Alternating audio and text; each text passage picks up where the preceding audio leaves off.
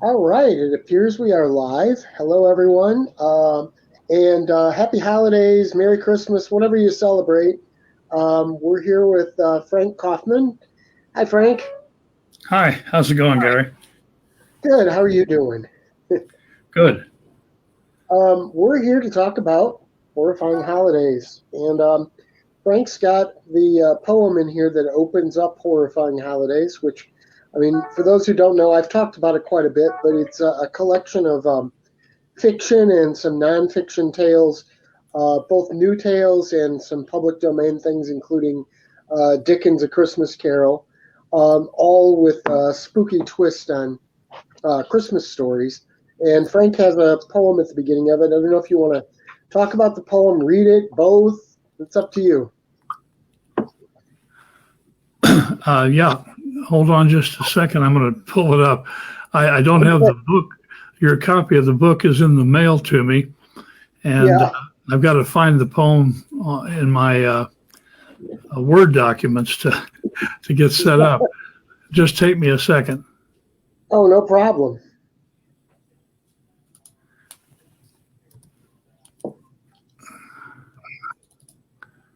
Yeah, here we go. Okay. I just have to open up the box. Essentially, here we go. The poem he's going to find out is one that actually Gary maybe suggested. I think initially that maybe a poem about Krampus and the alter ego of Santa Claus, and the a fellow who's well known in Europe, especially I think Germany and surrounding countries. They even have Krampus nights, where this fellow is the fellow who, if you're bad, especially very bad, you don't just get a lump of coal, but sometimes much worse.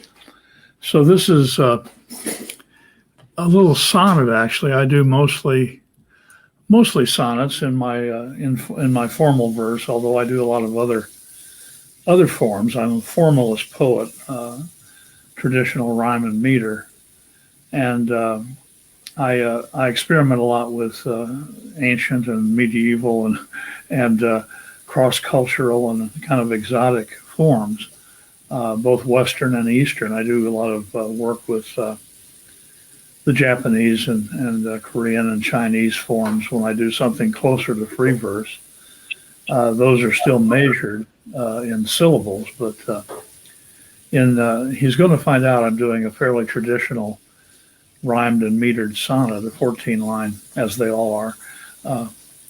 And I use a little epigraph from a fairly familiar song. He sees you when you're sleeping. He knows when you're awake. He knows if you've been bad. I leave it at that. This is the poem. Since it's short, I'll read it in its entirety. It's not a lengthy thing. With cloven hooves and long curved horns on head, below a goat, but above a man-like shape. If you're marked down in his book of dread, for you there is likely no hope of escape. On the 5th of December, he will come around in search of children who've been very bad. If any trace of wickedness is found, then it will be too late to wish you had been kinder, friendly, loving, doing good. On Christmas, he'll return with chains and whips of birch twigs and a sack. It's understood whipping's the best to hope for. If he slips you into the sack, it's known full well. Cruel Krampus then will carry you to hell. So, possibly very bad outcome for very bad children. That's good. The I like. entire text is interesting. I like the concept for the book, and I know several other people have contributed. We had a kind of a joint session on it, a while back that I think is posted or about to be with No, 4 or it's 5 out of on us. YouTube. Yeah, He's been out on YouTube for a week or so, I think, a couple weeks maybe. there we go. Yeah. Yeah, that was a fun session. We talked about basically the history of Christmas spooky stories. It's an old tradition. A lot of people don't realize that in America, but it's quite. Although it was common in America too in the 19th and early 20th century, but it's sort of fallen out of custom. But it's still the custom in Britain and quite a few other European countries to tell weird or supernatural or even horrific stories at Christmas time. Well, and it's funny because I noticed after having done this book, and when I actually got the idea for this before the COVID hit. And then last year when COVID happened and everything, I completely gutted my publishing schedule because, I mean, my thought was, yes, people are probably reading books, but a lot of people didn't know if they were going to have jobs. And I really didn't want to say, here's a brand new book. Why don't you buy it? And have people out of work. And, they really should have been spending their money on essentials and things like that with that kind of financial insecurity. So I really pretty much cut the publishing schedule down to virtually nothing. I published my little short novel and then a novella of my own. And that was all I published last year for Tales of Wonder and Dread. But when I started planning it back then, before COVID hit, I didn't see that there was a lot of modern, horror, Christmas-based horror. The funny thing is, it almost seems like there's some synchronicity here, because I've noticed that since then there have been quite a few books like this published. There are quite a few Christmas horror things that have come out in the last year or two. So I wonder if it's something that a lot of us are starting to tune into. This is a lost tradition that we really should try to bring back. Right. A lot of us are kind of spooky people, for lack of a better term, but or as my friend Kevin calls us, the monster kids, who grew up with the spooky stuff. And I think we just like the spooky stuff whenever we can get it. And to find out that there was a tradition like that, we sort of feel like kindred spirits to it, I guess. Right. The great ghost story writer, really the master of the English ghost story, certainly, and some people think him the major writer in that genre or subgenre, Montague Rhodes James, M.R. James. Ghost Stories of an Antiquary, more Ghost Stories of an Antiquary, collected ghost stories.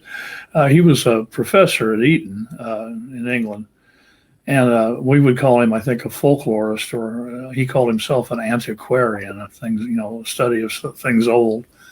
We might call him an anthropologist of sorts, but especially with literary things and stories. And he was telling to his family and his friends and his students these fictional ghost stories that he'd make up at Christmas, and for Christmas time especially.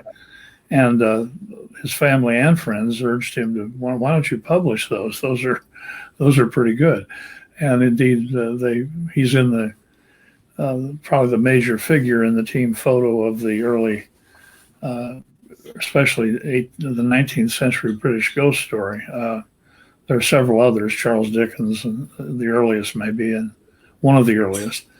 And the later 1800s, early 1900s saw quite an upsurge in ghost story fiction, the horror story and weird story.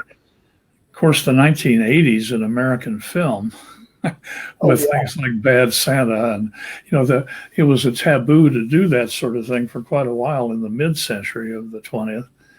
But all of a sudden, Black Christmas was really trashed. Yeah. By the critic, not the critics, but just the general people trying to get it banned and stuff like that. The first of them, I think. Yeah. Yeah, and I think that actually you could look back at that as probably the first slasher film. Yeah, in some ways, yes.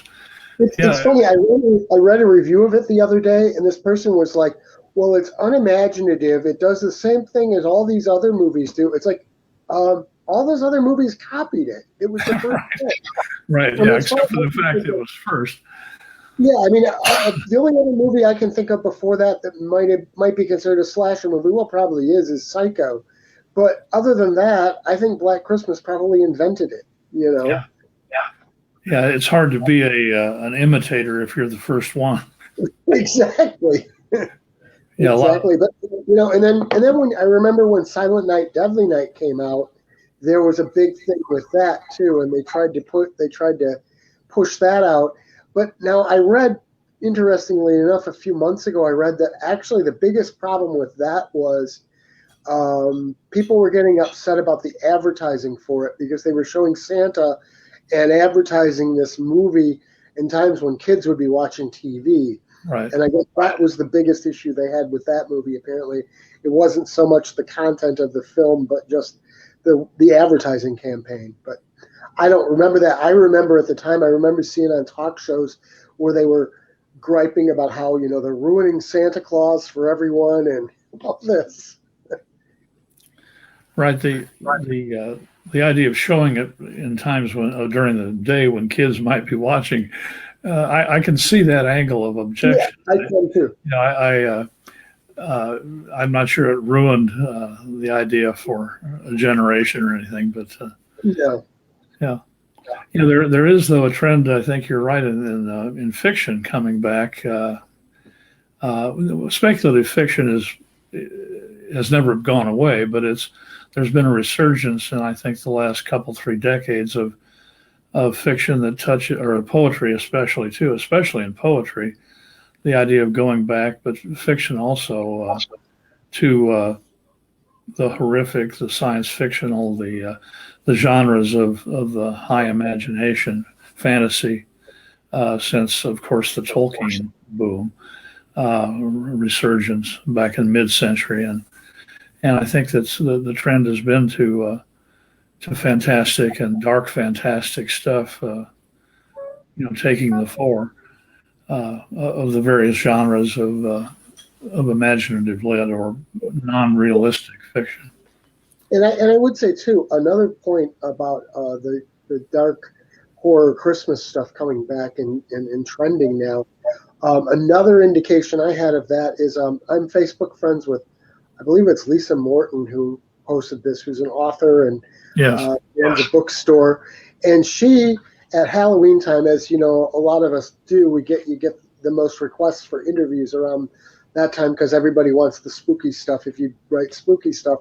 And she was doing lots and lots of interviews, and she said that one of the things she was getting asked about more than anything else this year was spooky Christmas stories. Mm-hmm. So it's kind of interesting that it just seems, I don't know, the trends like that happen, and I don't know where do they come from. I don't know, but it just seems everybody sort of gets the same idea and mood at the same time. I don't know. Mm. Well, with social media postings and calls for papers and submissions, an idea can spread, as we've all seen, pretty quickly, sometimes too quickly. Without any checks on it sometimes. Yeah, as in the last few days. I don't have a TikTok account, but and I don't plan to get one. But I don't think we're the target demographic for TikTok. No, I'm decidedly not. A retired college English professor and up in my 70s, so I'm not their target audience for sure. But I mean, I think it's great to see that kind of trend for fiction to come back, and I've got a few. It's funny. I've got a few things that I've just find really fascinating, and I love to see them do well. I love to see Lovecraftian stuff do well, and it certainly is having an resurgence big time anymore. Yeah. It's almost its own genre anymore. And then the holiday-based stuff I want to see. I've actually kind of got an idea that I want to try to do horror around all the different holidays, so that they start to, I don't know how some of it's going to work, but I'm sort of it's one of these little ideas forming where I'm sort of plotting out books a couple of years ahead, and I'm thinking I want to try, like I want to do a heart-based one for Valentine's Day, not this coming year, but the following year. Right. Horror stories involving hearts. Of course, you have Telltale Heart, and then there's the one from is it Ambrose Bierce or is it the other guy? There's one with the kids' hearts. What is that one called now? I can't remember. Really good story. Bierce. Is that Ambrose Bierce? It's the other guy who I always get mixed up with him. I can't remember. No, actually, it's M.R. James. It's M.R. James has a story with he goes to visit a relative and there's got the hearts. Oh yes, okay. I forget the title of that one. It's been a while since I've read it. In the title. Yeah, but yeah, I want to do something like that for Valentine's Day for 2023, and I just want to sort of try to come up with some ideas. I know you've got a ton of Halloween stuff, and I've already put it on the schedule for next year. I'm going to do Horrifying Halloween, so keep that in mind. I've done lots of Halloween poems, and trying to think, not really a story yet. I don't think. Several pieces of my poetry talk about Samhain or Samhain. It looks like in print, the old Celtic and the old pagan holidays. Speaking of holidays, there's the ones we celebrate, of course, like Valentine's Day. But you might also think of especially Halloween or that one, Samhain. But Yule and the other pagan quarters and cross quarters. The points that they marked as important every 3 months, and in between the 1.5 points between the two, for instance, between the solstice and the equinox, there's a holiday that they marked. Some of them have to do with harvest or planting of crops or season of growth or dead of winter, that sort of thing. But the other our popular modern holidays would be an interesting collection. Yeah, I want to play around with some of that because I just think, personally, one of my slogans is it's always Halloween somewhere. Which obviously, if somebody were to ever ask, I'd say in my head that's where. But I think that the spooky stuff sort of has a place all year round, as far as I'm concerned. And so let's start getting some fiction for different holidays. When I was talking with Stephen Lancaster and Rick Hale on their podcast, I mentioned that my one story, Secret Santa, also includes Thanksgiving because it falls over Thanksgiving part of it. And they were like, well, are there Thanksgiving horror stories? And there aren't a lot of them. There aren't a lot of Thanksgiving horror movies either. There are a few, but... No, I don't recall. There are a couple Thanksgiving horror movies. I looked it up. I've never seen any of them, but I looked it up. There are maybe 5 or 6 of them. But they're not very common either. That might be another holiday to start getting some spooky stuff on. Right. But I don't know. I plan this stuff out years ahead of time usually. It sort of starts as a grain of an idea and then eventually winds up on my submission open calls list and then on my release list. And so I'm already looking at 2023 now, but we'll see what we come up with. Yeah, interesting. And speaking of upcoming stuff, let's talk about your stuff with Mind's Eye. Well, I've reinvigorated my my publishing entity, Mind's Eye Publications. In the past, and starting way back in 2006, I published my Robert E. Howard selected poems, which is still out there. I've been a Robert E. Howard scholar for a while, but my special interest is his poetry, and that's a collection of a fairly good sample. I call it selected, but there are more than 400 of his 700 extant poems in there. And then following that, there was kind of a gap. I did publish a little book homages to Robert E. Howard. I call it Coffman Street. It's a little pamphlet book, a dozen poems. It's called that because, curiously enough, the street that's a dirt road really that runs beside the west side of the Howard House in Cross Plains, Texas, was called Coffman Street, same spelling. In fact, the guy was my ninth cousin, as I've dug and found out, the first postmaster in Little Cross Plains. But it was Coffman Street right beside his house, so I've got that as the name of the book and poems for Robert E. Howard. So those were early publications, both around 2006, 2007. Then quite a gap, actually, and I've reinvigorated it with, I started 4 years ago, a group on Facebook called the Weird Poets Society, and have a couple hundred members or so. You have to be a published poet of the weird or the speculative to get in. And we've done 3 anthologies, one each year, 1920 and now 21, reflecting back on the previous year. So those were done under this imprint. My first volumes of poetry that I published were with Bold Venture Press. My big one, the first one, The Coven's Horn Book and Other Poems, which is quite large, about 265 pages of more than a couple hundred poems, getting all the stuff together that I'd never put together until I retired. I did a book the same year, Khayyam's Rubaiyat, which is my rendition of Omar Khayyam. Not that I'm a scholar of Persian, but Old Persian, but I based my poetic versions on Justin Huntley McCarthy's prose translations. So I did what I could to redo as if it were needed, yet another Omar Khayyam. So on my own imprint, I published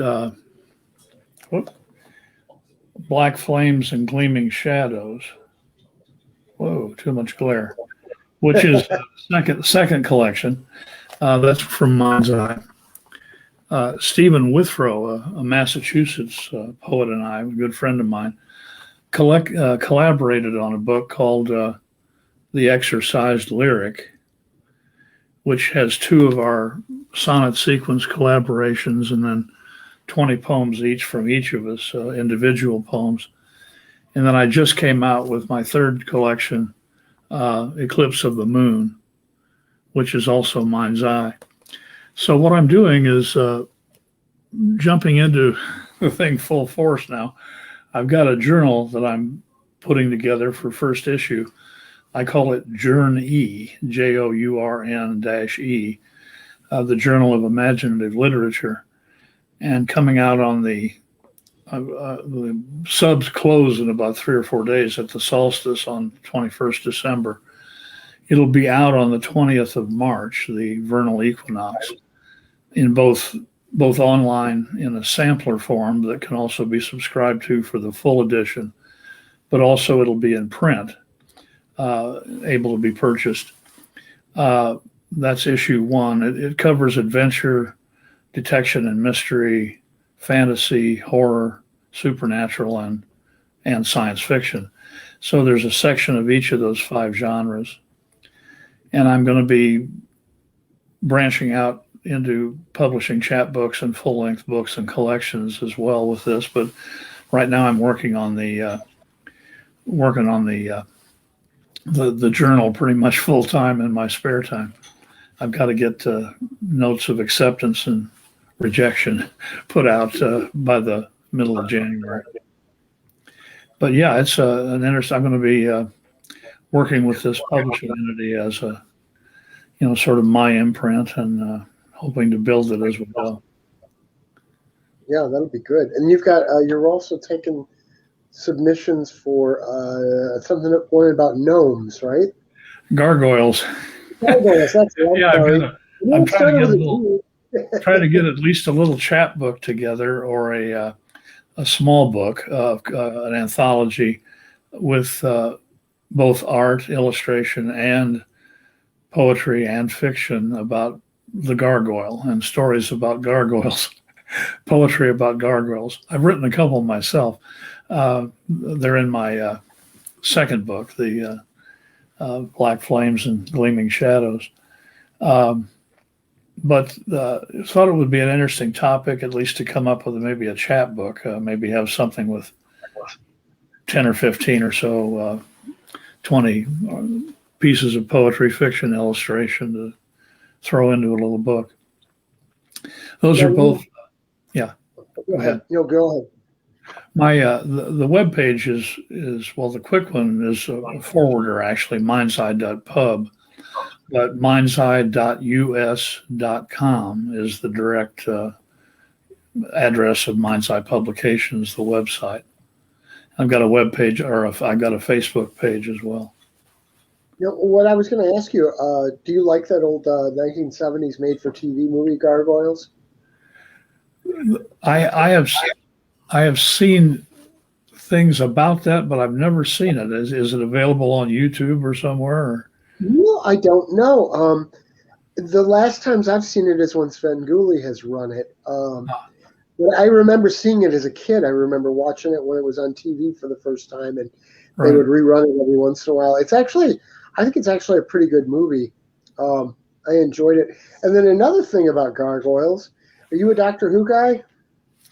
Yeah, but not every season. I've been sporadically, and not every actor either, or actress. Because the Weeping Angels are almost gargoyles in a way, Yeah, yeah, I can see that. My favorite poster when I was in college, this is way back when, Millikan University, Decatur, Illinois, back in the late 60s, early 70s. The poster was one for Listerine, and they had a picture of a bottle of Listerine beside one of the gargoyles at Notre Dame. And of course, the caption was "Gargoyle with Listerine." So it was kind of I think it's still available to see on.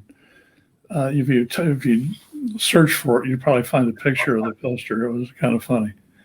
That is funny. What? So yeah, I'm looking forward to seeing what you do with that stuff. And like I said, I've got the one review in your journey, which will be good. So yes, I'll be picking up. You're included in issue 1. Yeah, which I wanted to be in the ground floor here.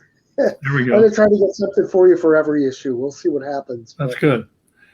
Yeah, especially what we've been meager on. I've already a couple 3 weeks ago closed out. We had so many entries for poetry and short fiction. I had to say, too many for this one. I've got enough for this issue, and so we're still looking for reviews and scholarly articles and illustrations.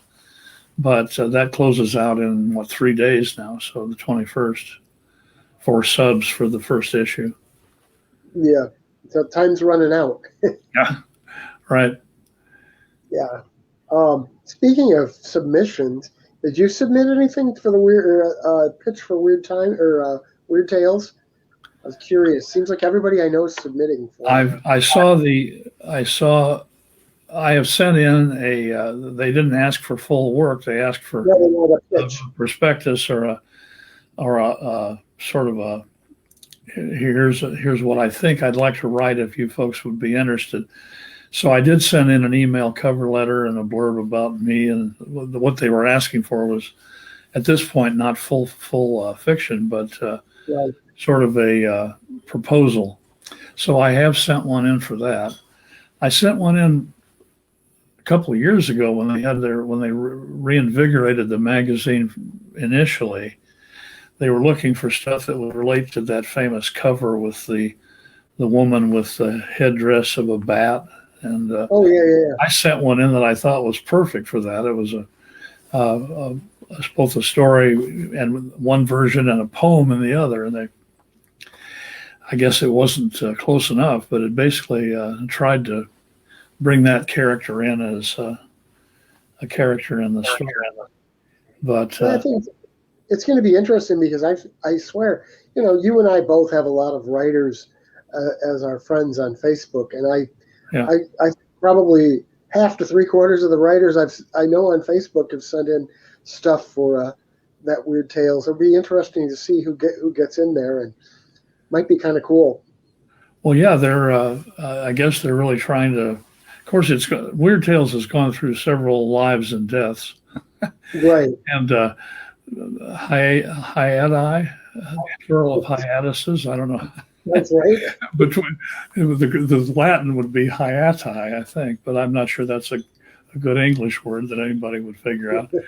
It's had some gaps and fits and starts, and it certainly hasn't been as regular as the initial publication, the monthly that was, is the classic still. I think in pulp fiction, it's one of the big, along with Amazing Stories and Astounding and a lot of others that were back there in the 20s and 30s. But that stuff from Weird Tales, the 20s, 30s, early 40s, is where a lot of folks became, the ones like Robert E. Howard, Clark Ashton Smith, H.P. Lovecraft, Ray Bradbury started there.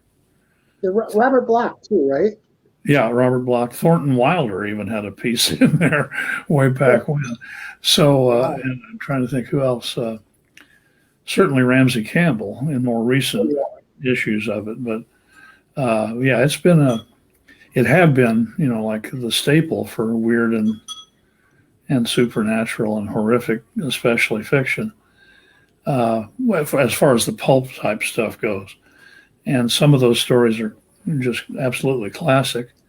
They were one of the first to also include verse when Farnsworth Wright was editor, So, matter of fact, a lot of Robert E. Howard's poems were,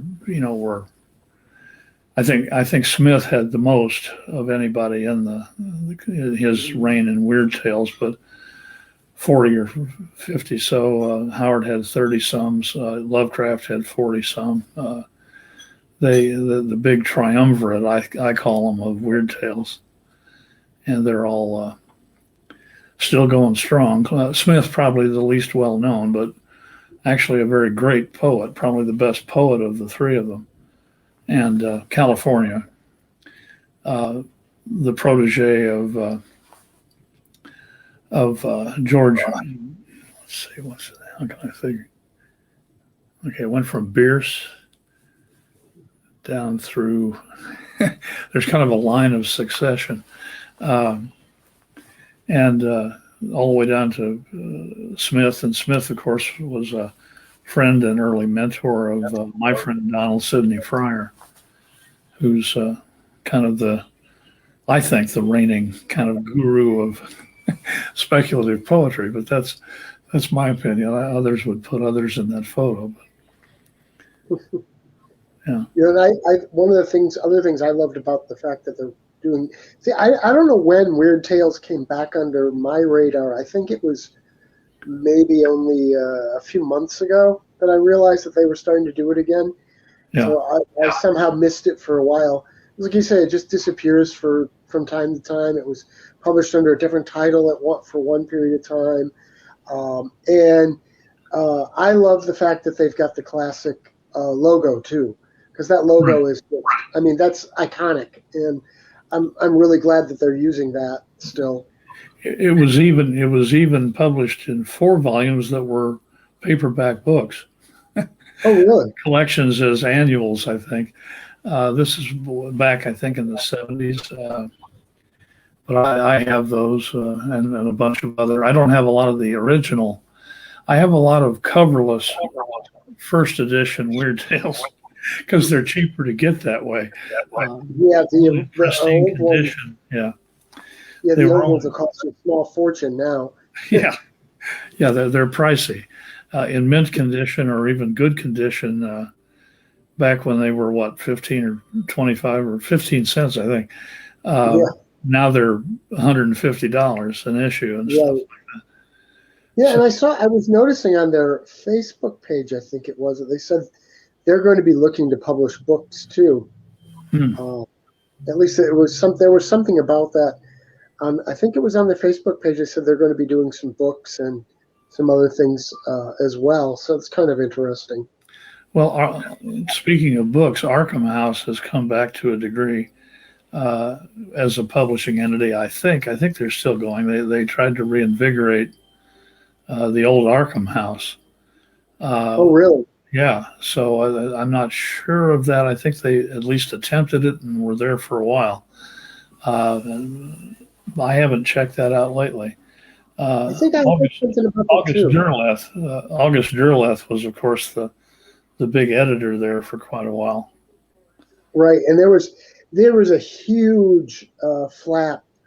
I don't know if it was Derleth or if it was his heirs who were arguing over whether Lovecraft stuff was in public domain or not. And I don't think there was ever really a definitive judgment, but a lot of people said that it was public domain because a lot of it, the copyright was never properly registered or something like that. And Lovecraft left no heirs, of course, and his wife, for just I don't know how long they were married, a year, a few months, probably inherited whatever rights briefly, but that's been so long ago now since his death. I would presume. I think he actually turned it over to Derleth. I think I remember that. He was put in charge. In that case, there may be some contest still. Right, but I guess they were, because like if you look, there's the H.P. Lovecraft archive out there. I think that's what it's called, where you can literally find every story and every poem he's ever written out there, and they get by with it. So obviously, obviously too, anything pre-1926 as of January 1st, anything pre-1926 is automatically public domain. It's just the stuff after that falls into question. But I know there were some big flaps about it where they tried to exert copyright ownership over some of it, and it was other people were contesting and saying it was public domain. And I think a lot of times they won because they had the money to hire lawyers and the other people didn't. And so it was like nobody was really clear. The general consensus is that they're really all out of copyright, or vast majority of them. But I would think so, yeah. Like you said, the web pages show pretty much everything he ever did, so it makes me think that it's public domain. And if that hasn't been challenged, although it is a set of homage pages to Lovecraft, it probably behooves whoever does have the rights, if anybody does have them, to let that go in order to popularize. But there have been so many editions printed and reprinted of I think all of his stuff that I can't believe it's not just open. Yeah, I'm pretty sure. At least anything as of January 1st before 26 is, and he had quite a bit of stuff after 26 as well. But that's a huge amount of stuff before 20. Through 24. Isn't it 70 some years after the life of the writer now, or something? Something like that, yeah. But the U.S. copyright, because I publish a lot of public domain stuff in these things, so I'm always looking it up. And the U.S. copyright is kind of weird because there are different periods. If it was published between this period and this period, it depends if they renewed the copyright or not. The Mickey Mouse, Mickey Mouse and Sonny Bono put the screws to the easy right to get. To make public domain more reasonable. The British and British Commonwealth countries have 50 years after the death of the author, and that makes sense to me, unless they've been renewed, right? In the U.S., heirs can renew, I think, at least once for 26 more years or something like that. So, I hope somewhere down the road they're arguing about the rights to Coffman. There you go. So far, especially poetry, not that it ever has, doesn't pay the rent. I'm glad I have a pension. And maybe, and I've certainly put more into Mind's Eye Publications than I have received from it. Let's put it that way, at least at this juncture. So, it's a labor of love. Oh, yeah. And like I always say with Tales of Wonder and Dread, I am literally very terrible at figuring out what's going to sell and what isn't. So I don't even make that a consideration when I put a book out. My whole reason for putting books out is I put out books I want to have on my bookshelf. That I think should be out there, and I think it would make a neat book, and I want it on my bookshelf. Right. And if they sell, hey, that's great, but I don't ever have any expectations for them to sell. Sure, I would love for one of them to sell, 10,000 copies. That would be wonderful. Make Tales of Wonder and Dread huge, but I don't really anticipate that happening. Although, if anybody who listens to this wants to go out and buy, a couple thousand copies of one of the books, I think we'll give you a special rate for buying in bulk. So, or even one copy for Christmas or something. Exactly. I mean, you can't get Horrifying Holidays in time for Christmas at this point, obviously, but because I think they were saying 3 weeks was the cutoff, and so we're well past that. But you could still get it and read these things because, I mean, you haven't read all the stories in it yet, obviously, but all of these stories center around Christmas, but it's not like the kind of thing that it has to be Christmas time to read them, with the possible exception of A Christmas Carol. I don't know if you really want to read that at a time other than Christmas, but all the rest of them, yes, they center around Christmas, but the spooky story is the main thing about it. It's less. As we mentioned before on that other interview session, a lot of people, almost everybody, has seen A Christmas Carol in Alistair Sim or any of the many later versions. But very few people, comparatively very few, have ever read the story. Right. They're the kind of folks that, I'll wait till they make it into a movie. Or in the case of Alistair Sim, it's already made into a movie years and years ago, and so let's just watch that. Miracle on 34th Street, whatever. Let's watch It's a Wonderful Life for the 25th time. The story, though, by Dickens, a lot of people don't even think ghost story, but it certainly is, obviously. And there are ghosts all over the place, Marley and then the three ghosts of Christmas. So it's definitely in the tradition, probably more of a ghost story than his The Signal Man or a couple others. Yeah, The Signal Man, to me, the ghostly part of it is almost like a Twilight Zone ending, a little. You get it at the very end, but you don't even realize it's a ghost for a long time. Right. Which, I like to employ that method when I do stories myself, so I'm not ridiculing the method at all. I think it's very valid. Everybody loves Twilight Zone, but it's like, it's not, the ghosts aren't in your face the whole story like they are with A Christmas Carol.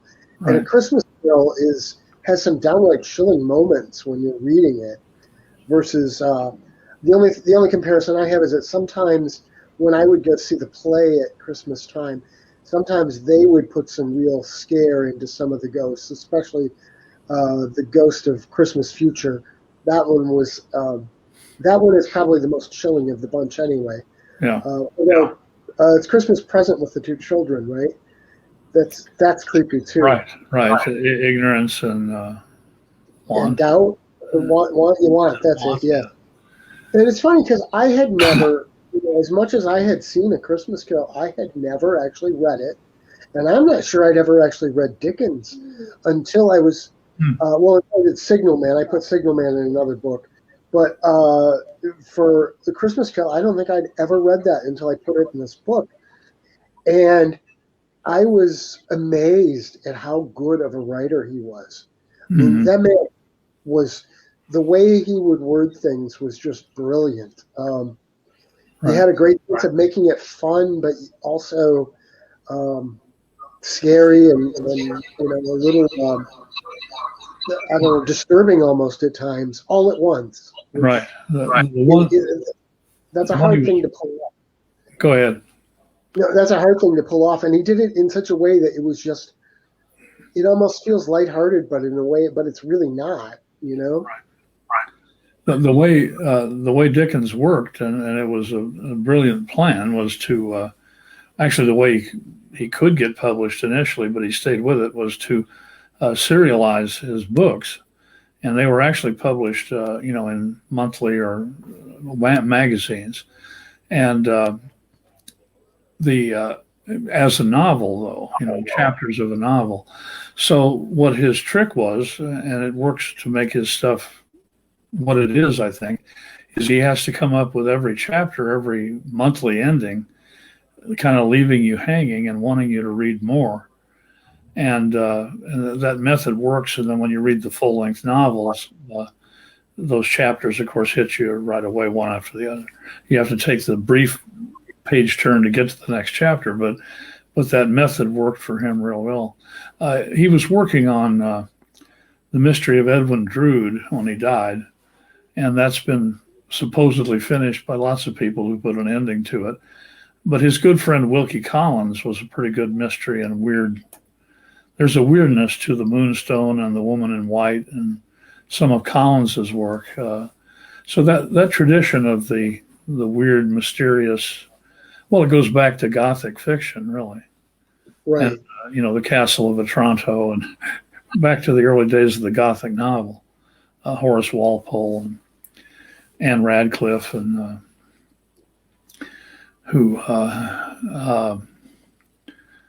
Monk Lewis, as they called him, the monk, was the book back in the 1760s, 70s, the early days of the novel, really. So and of course, I'm sure spooky stories go back as far as humankind. Oh, yeah, absolutely. Yeah. Back to when it was all oral tales, Right. There was written word yet, I'm sure. But and then Lovecraft, I think, is often the one credited with sort of taking the Gothic stuff and then turning it in a different direction. To some degree, I think he was one of the ones who they consider to be one of the early ones to do that, because a lot of the horror up until that point was just Gothic horror. Yeah, or his notion of the cosmic horror and all his Cthulhuvian and the stuff that comes from what's called now the Cthulhu mythos. He sets the evil entities as things from beyond, out in the depths of the cosmos, and they've been expelled from Earth, but they're trying to get back, or they are back and impinging on our world. So that sort of otherworldliness is certainly an invention, I think, of Lovecraft. The monster story, or the tale of dread creatures, vampires, werewolves, mummies, Frankenstein, which is actually science fiction, right. Biological sci-fi. But the idea of the ghost story as a separate entity, I think the Lovecraft sort of carved himself a niche there that has been followed. Robert W. Chambers with The King in Yellow, Ambrose Bierce takes, there's a chain that comes from Bierce that's kind of weird too, of these other places like Carcosa, and what Chambers follows up on with Bierce's Carcosa as a place, and then kind of mixes in some Lovecraftian stuff too, with The King in Yellow, and so that different zone of weird fiction is I think fairly new. Yeah, I think you're absolutely right. And I think I don't know. I think for the Christmas, in terms of Christmas stories, I think probably a lot. Well, the vast majority of the old ones, anyway, were ghost stories. You didn't get a lot of things that were something other than ghost stories, I don't think, until more recently. Which, I mean, even in Horrifying Holidays, the vast majority of them are ghost stories. But I've got a couple in mind that aren't quite ghost stories. They're not actually ghost stories; they're something else. But so I don't know. I think most of the old ones were ghost stories. Yeah, exclusively. Well, Poe Lovecraft, of course, differentiates in his preface, the foreword to supernatural horror in literature. He designates two major types of weird fiction or horrific fiction, actually horrific. The weird tale, or what he also calls cosmic horror, or he muddies it a little bit by basically he's talking about supernatural horror, things that happen that we don't believe are really possible, that are outside our realm of the normal, and physical fear, as he calls the other type, which we see in a lot of early stuff, especially Poe, the psychopathic murderer in The Telltale Heart, The Pit and the Pendulum. Most of Poe's horror is that sort of physical, believable horror. Right. Not ghostly, but on this earth, there's something. The black cat, somebody, being walled into, the cask of Amontillado. Most of the villains are human enough, and but still horrific. The murders in the Rue Morgue, even when he gets into detective fiction, has that element of physical fear too. That somebody killed both of these women in horrendous fashion.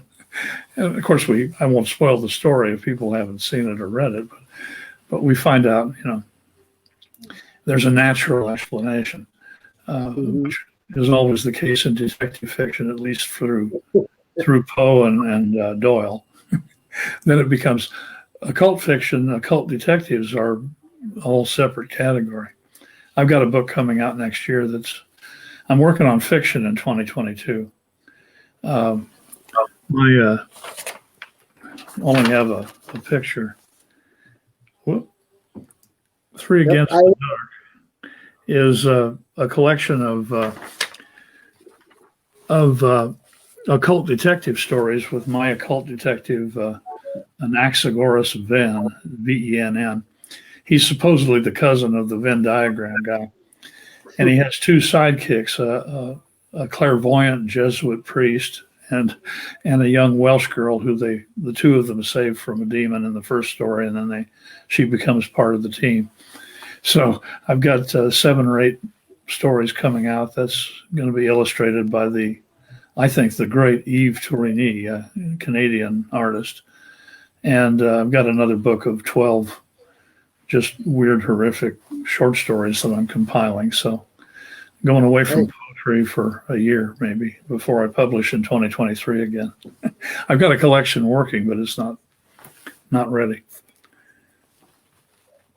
Yeah, you're probably just like me in that you've got about 8 or 10 different things in the works. Right. WIP, works in progress, right? Exactly. Yeah, I've got a sequel to my science fiction novel, Wizard Song, that's in the works, and it's probably, I think I've got about 50,000 words written on it. Oh. And then I've got a couple other short stories that are in various state of being done. So, we were getting some serious echo there for a minute. Anyway, so is there anything else you'd like to chat about? I'm sorry? Is there anything else you'd like to chat about? Oh, well, I'm looking forward to, I'm proud to be in your Christmas edition, the Horrifying Holidays, even if it's a single poem. I'm looking forward to, as I say, I heard something of the contents with that interview 3 weeks ago of other authors and poets, or other authors at least. I'm not sure if there are other poets in it, but I'm looking forward to receiving that copy and reading through it.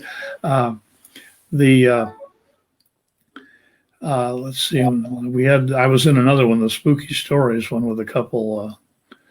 Yes, you're doing good work. I like the biggest thing about what you're up to is I think that you just keep on keeping on. You've got irons in the fire, and your efforts have been looks like pretty continuous, and there's a lot of stuff out and a lot of stuff upcoming. So yeah, I like I like to just keep working on the next thing. You know, you always gonna have something coming up next, and I find you plan them out far enough ahead of time, and just keep plugging from one to another.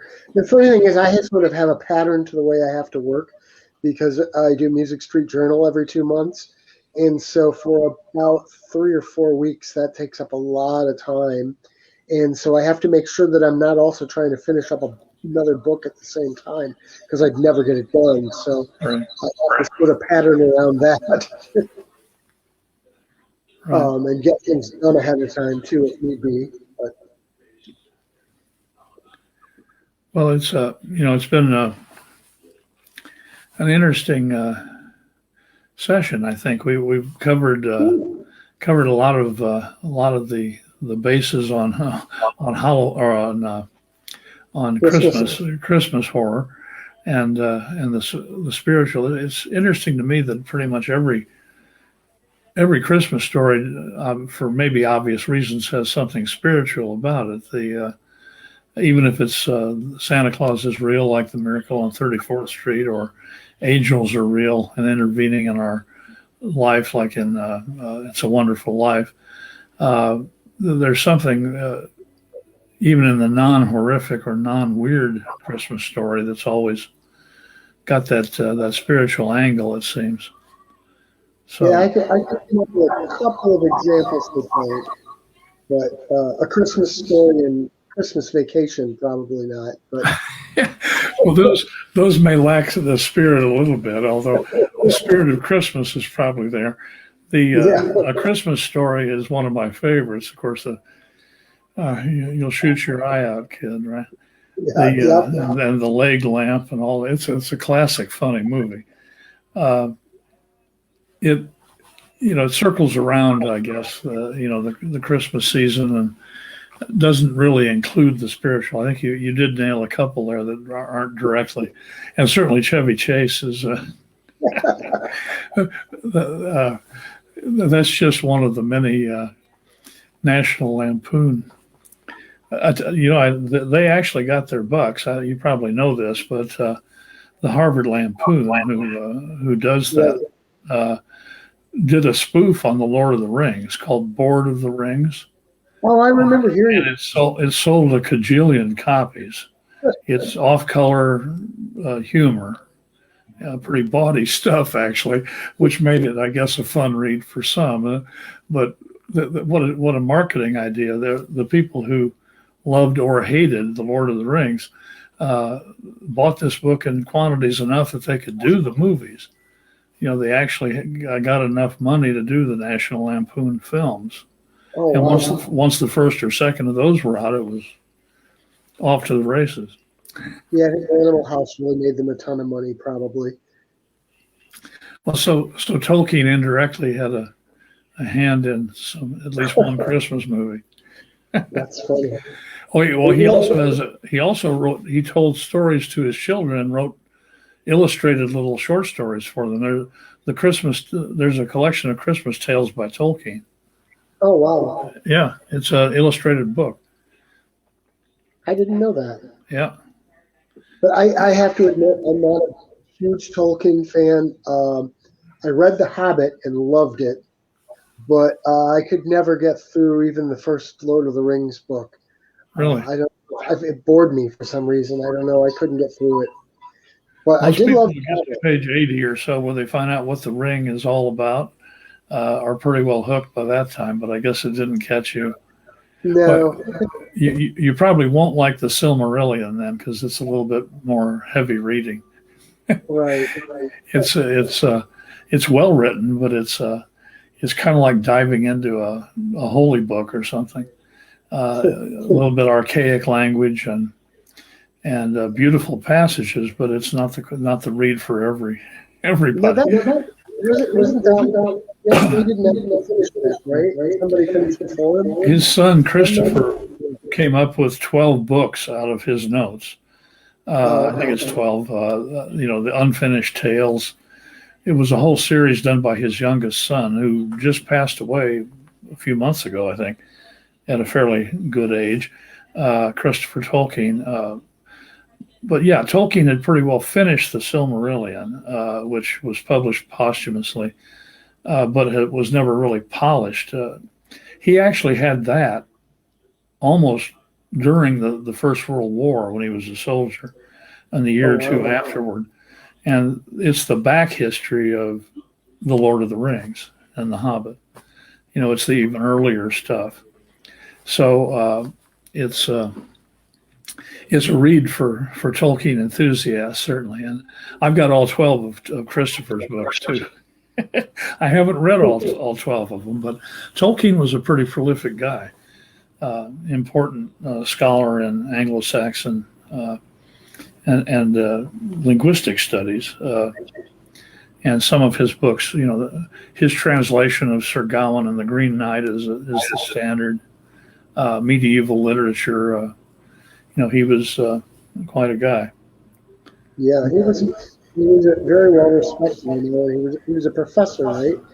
Professor of Anglo-Saxon, Old English at Oxford, and a good friend of C.S. Lewis, at least for most of their lives. They had a little bit of a falling out at the end, but he's actually the guy, along with one other chum, who converted Lewis back to Christianity.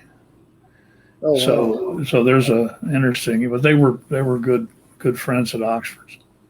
They used to meet in Lewis's rooms, a group called the Inklings. So yeah, that's a whole different story. But two of the great writers of the century, certainly.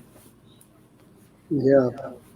Well, I think that's about it for today, I think, as far as I'm concerned, unless you've got something else you'd like to add. No, I've enjoyed our talk, and good luck on the sales of Horrifying Holidays and other tomes that you have out there. No, thank you. And I wanted to say Merry Christmas, my friend. Merry Christmas to you and yours.